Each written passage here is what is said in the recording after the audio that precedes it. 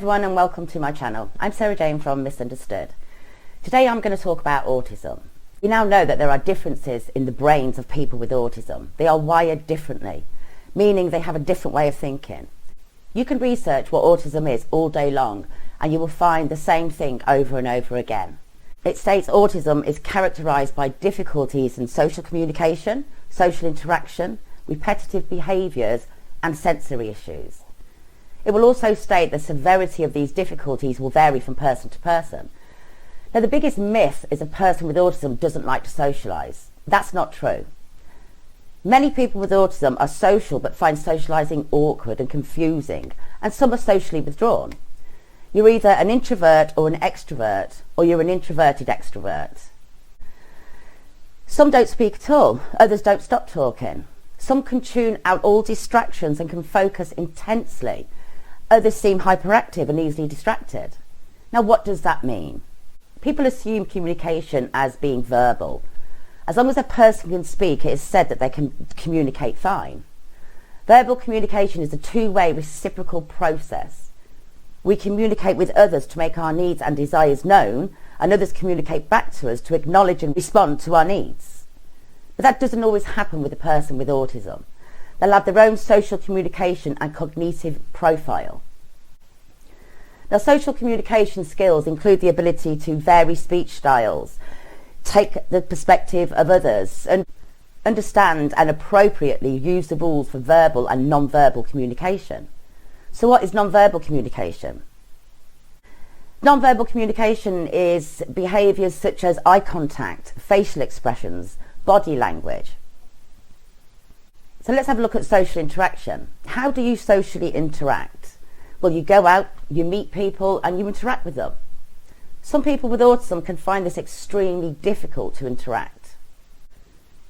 They find it difficult to speak in certain situations, often because they find the subject that is being spoken about boring, or they just can't keep up with the conversation. You could be in a group of people socially but not participate in much interaction, if any. On the other end of the scale, a person can interact too much, non-stop talking, can't read facial expressions, so they don't know when to stop. They can't see that people are getting annoyed with them.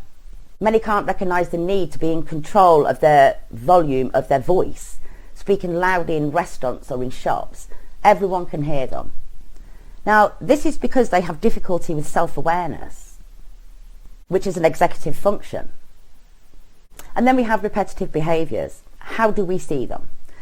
Things have to be done in a certain way at a certain time. They have to walk to school the same way each day. They have to go to work the same way each day. They become anxious if it changes.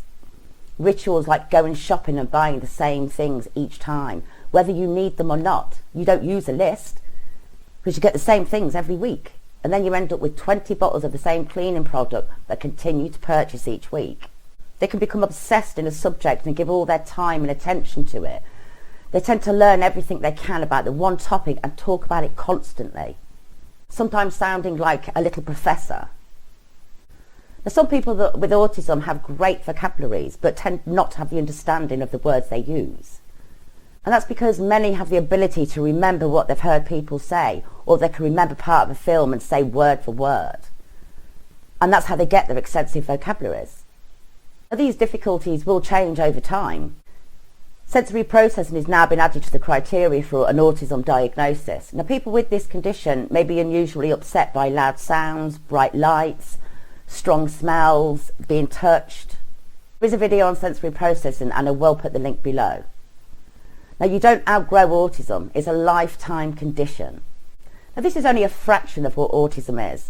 More understanding is needed within society and get rid of the myths that autism is an intelligence issue.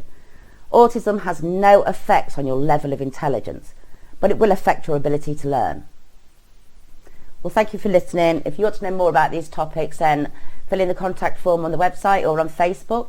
Give it a thumbs up below, subscribe to my channel, and most importantly, click the bell to be notified of any new videos. Thank you. Bye.